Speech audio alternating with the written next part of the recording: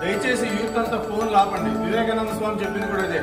మీ బ్రెయిన్ని డెవలప్ చేసుకోండి, మీ మెమరీని డెవలప్ చేసుకోండి, మీ టార్గెట్ ఏంటో చూడండి, ఆ టార్గెట్కి రీచ్ అవ్వడానికి ఆలోచించండి. అంతేగాని ఫోన్ చూసుకుంటే కాలం వృధా అయిపోతే ఎవరూ సక్సెస్ అవ్వలేదు. దయచేసి అందరూ ఫోన్లు తగ్గించండి. మీరు ఏం చేయాలో చూడండి.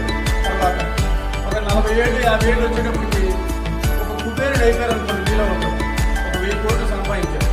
తినడానికి అవకాశం ఉంది, ఆరోగ్యం ఉంది.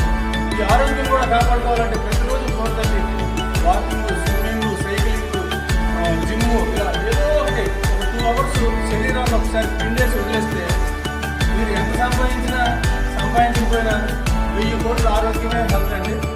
దయచేసి అందరూ గమనించండి. యూత్ అంతా కొంచెం మేలుకోండి. Thank you.